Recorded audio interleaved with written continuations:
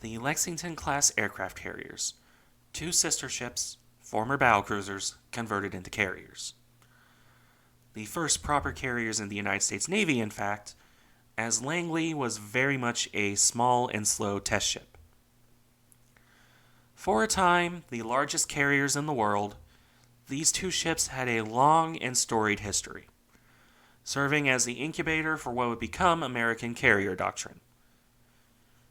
Many of the greatest men to command in World War II cut their teeth aboard these ships, be it as commanders or pilots.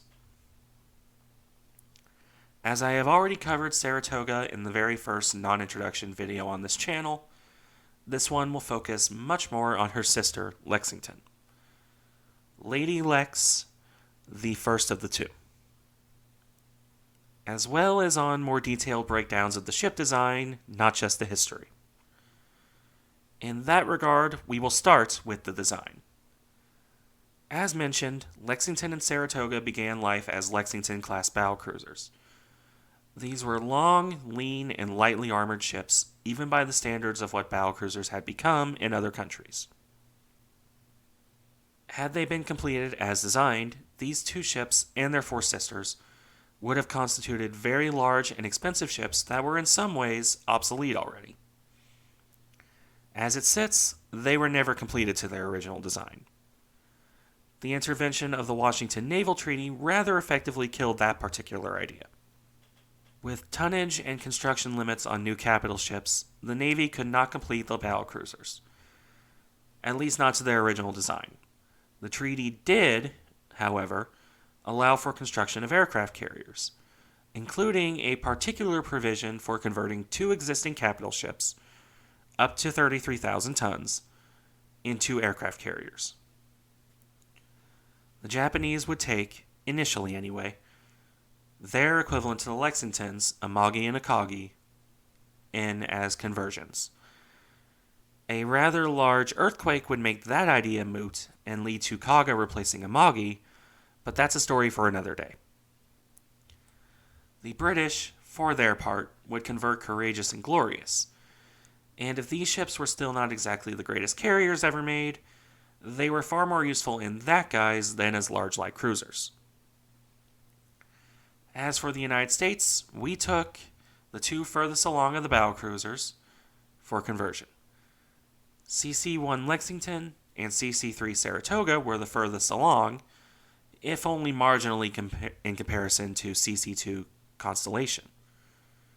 So they would be converted to CV-2 Lexington and CV-3 Saratoga.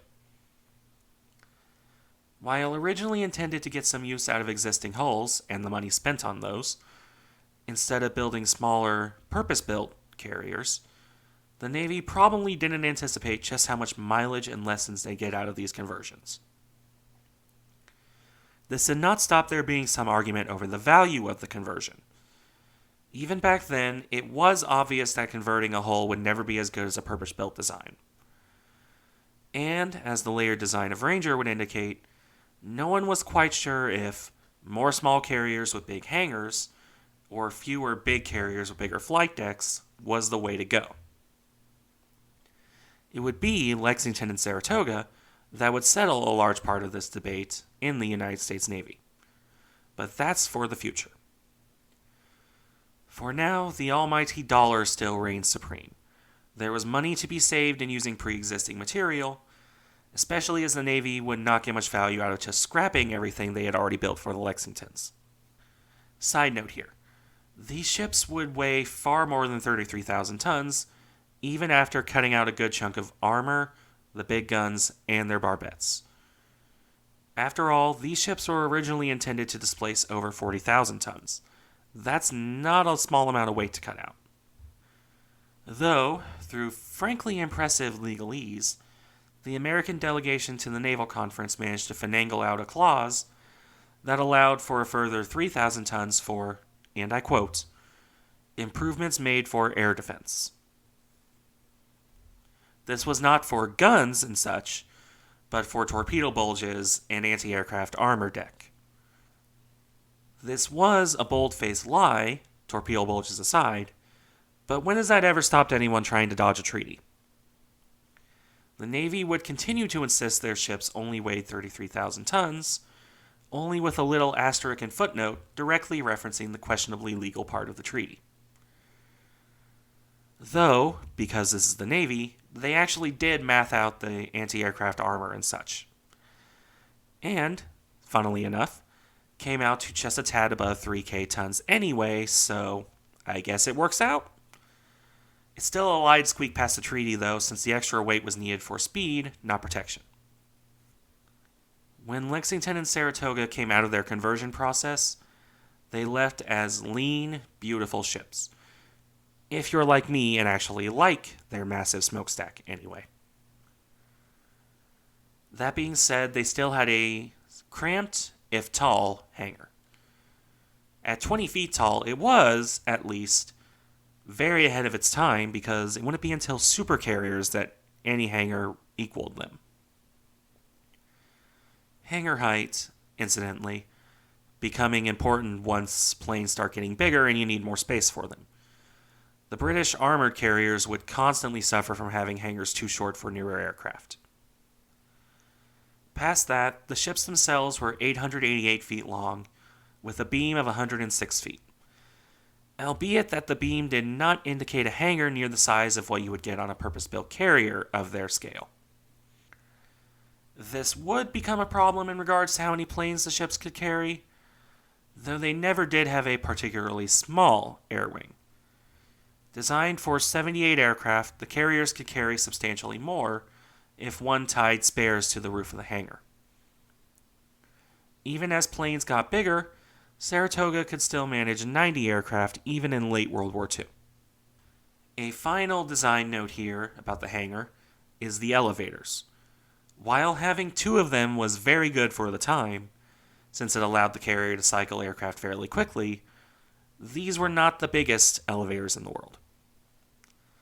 The forward one, in fact, had a set of retracting doors to form a unique T-shaped design to allow for long-tailed planes to be lowered or raised. The aft one was even smaller and could barely lift modern aircraft, eventually reaching the point where, as it was not time or cost-effective to replace it, it would be plated over and locked in place on Saratoga.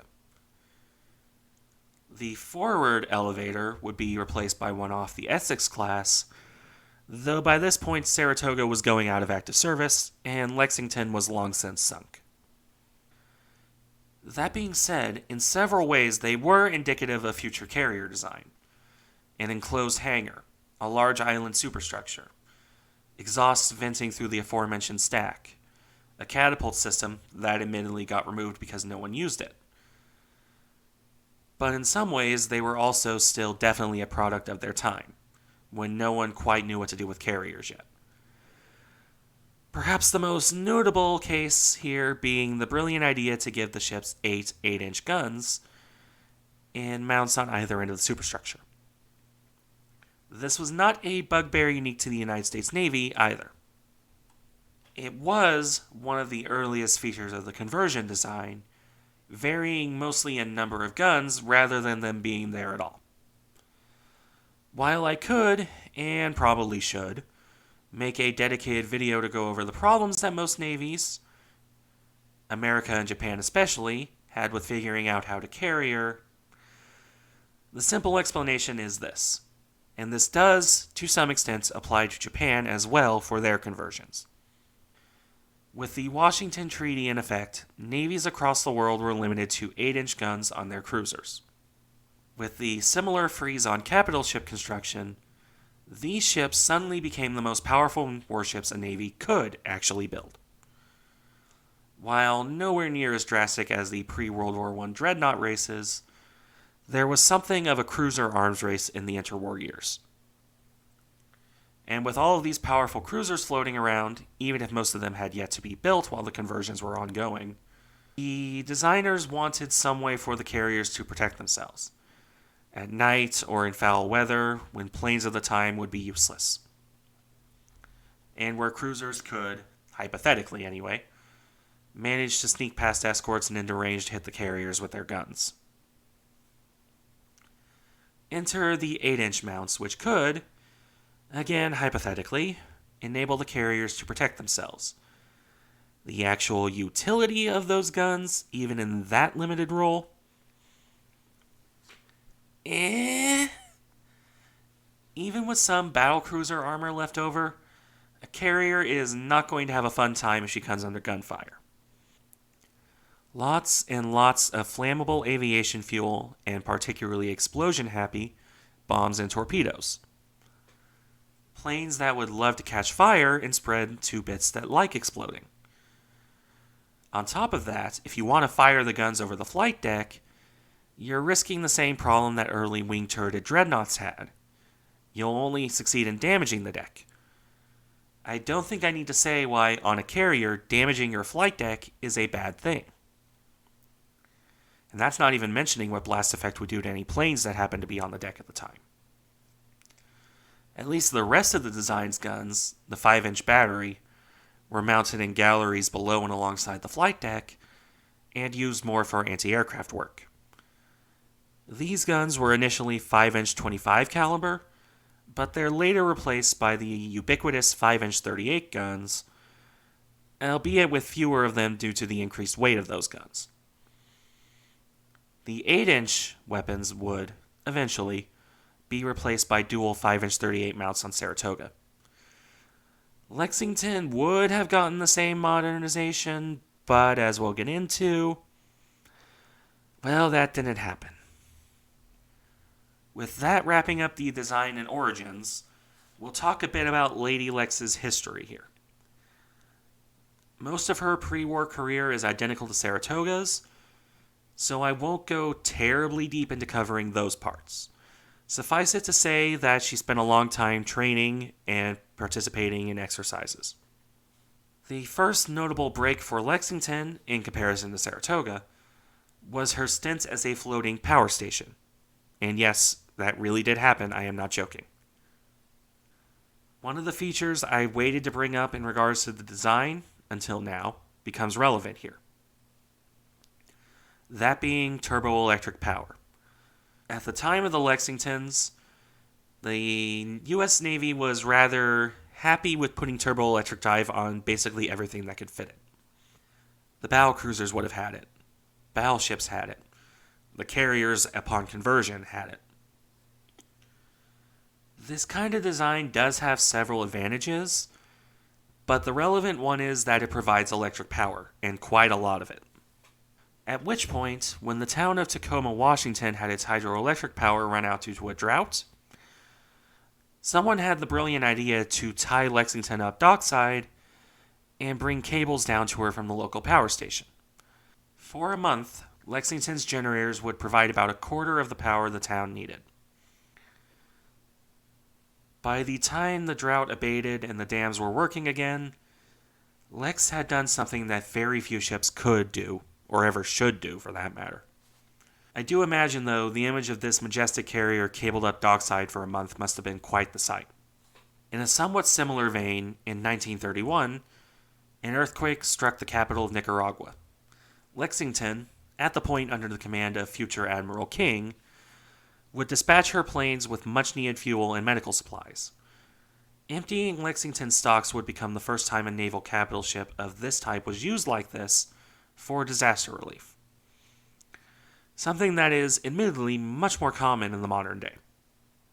Lexington has, by this point, accumulated 2 different firsts, while Saratoga was off doing her own thing, like landing a Zeppelin on her stern. But, after this, Lex and Sarah would converge again for some time, once more participating in the same fleet problems, training the same kind of men, and all of that stuff. At least until 1936, which is when Lex got to be the first of the sisters to get a major refit. A minor rebuild, to be completely honest. You see, one of the issues with converting a ship is that you always have to make concessions and sacrifices to the original hull. You see this with the Italians, where their initial rebuilds just grafted a new bow onto the old one. With Lexington and her sisters, it's a different issue. Their lean battlecruiser lines had led to a slim bow to match those lines, which hadn't seemed much of an issue in the 1920s. Yet as planes grew larger and heavier, that small bow started to become a real issue.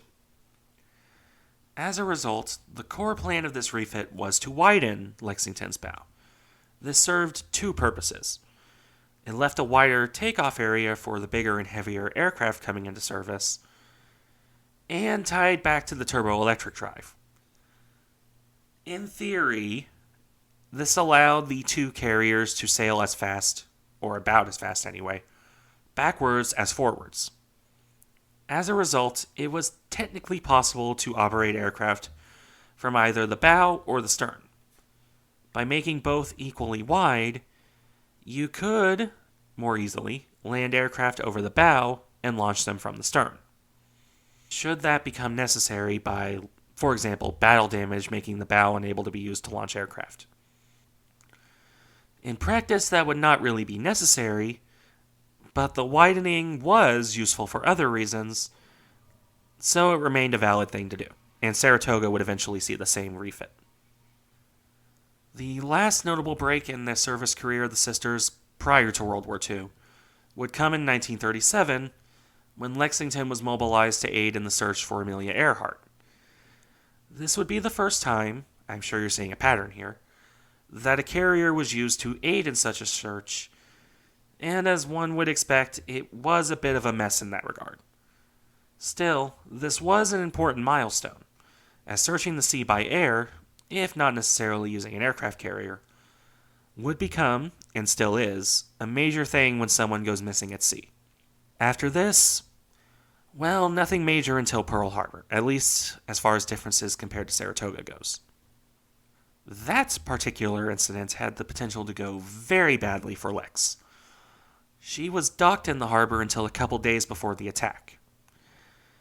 As it would turn out, though, Lexington would sail with Marine planes to drop off at Midway, and as such would not be present for the attack. This was done, along with Enterprise doing the same to reinforce Wake Island, on the off chance they were attacked. War was obviously coming at this point, though the idea of the Japanese striking directly at Pearl Harbor still hadn't entered fully into anyone's mind. At least anyone in direct command. So reinforcing outlying bases was seen as necessary should they be hit. This was a good idea, and perhaps more importantly, inadvertently kept both Lexington and Enterprise out of Pearl Harbor during the attack. After this, Lexington returned to the harbor and have her 8-inch guns removed. In lieu of a full refit like her sister would later receive, those guns and mounts were just removed, to be put as land emplacements around Hawaii, with the empty space filled with 1.1-inch anti-aircraft guns. This is, incidentally, one of the easiest ways to tell if a picture from the Second World War shows Lex or Saratoga, the missing guns and empty spaces. With these new guns, and new planes, Lexington would spend most of her wartime career sailing across the Pacific, raiding Japanese-held islands. Several attempts to strike back here, at the ship, failed to do any appreciable damage, while her own attacks were mostly pinpricks meant to show, "We're still here, you haven't won, Japan," more than anything else. It wouldn't be until her final battle, Coral Sea, that Lexington saw real combat of the life or death variety. That battle, and Lexington's part in it, is a long and winding story. As such, I'll cover it in more detail at a later point, perhaps in an expanded history not-so-short story video. For the moment, the Battle of the Coral Sea began as the Japanese planned to take Port Moresby in New Guinea. For this operation, they committed a decently large fleet, including their two newest carriers, Shokaku and Zuikaku. Through signal intelligence, akin to the later Battle of Midway, the Americans would commit Lexington and Yorktown as a counter. Early stages of the battle saw the carriers sending out strikes to search for their opposite numbers. The Japanese hit an oiler and destroyer, the Americans sank the light carrier Shoho. These pinpricks, in relative terms, would see the two fleets continuing to search for one another. When they did strike each other the next day, both fleets would see carriers hit. The Japanese had Shokaku damaged and Zuikaku's flight group savaged. This would keep both of those ships out of the Battle of Midway. As for the Americans, Yorktown was hit relatively lightly, while Lexington took the brunt of the attack. 2 bombs and 2 torpedoes hit her, which did seem survivable damage at the time. Certainly, a ship of her size and design could have taken more hits without imminent danger of sinking. However, that same design would see this damage doom her. Lexington's aviation fuel tanks had been cracked open by the torpedo hits. This spread aviation fuel fumes throughout the ship. Reports from the crew indicated the smell of it being particularly strong around Lexington's icy generator room. That is, her internal combustion engine room. The same sort of thing you would see in a car, which were currently unsecured since they were needed to help power damage control. While impossible to know for sure, one was probably jarred loose or otherwise damaged by the various hits the ship took. Sparks were inevitable. And in a situation with highly flammable and explosive fumes spreading throughout the ship, well, one spark was all it took. This first explosion was not crippling. It did wipe out her central damage control station, which didn't make it any easier when successive explosions continued to rock the ship. Eventually aflame from bow to stern, and with her lower decks abandoned, Lexington's captain called to abandon the ship. As explosions continued to occur, it was likely the ship would sink on her own. However, to avoid any potential of capture, her escorts would put several torpedoes into her side to ensure that Lexington would sink.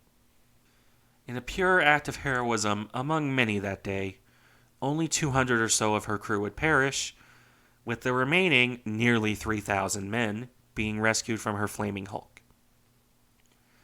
It is here where a particular anecdote has always struck me. As Lexington went down, she did so on an even keel. As one of her officers would put it, "There she goes. She didn't turn over. She is going down with her head held up. Dear old Lex, a lady to the last." Or, as her captain put it, she went down with her colors proudly flying and the last signal flags reading, "I am abandoning ship," still waving at the yardarm. On an even keel, like the lady she always was. When Lady Lex sank, she did it with all the grace her name implied. It was only after she left the surface that the fires spread to her torpedo magazines and tore the ship apart.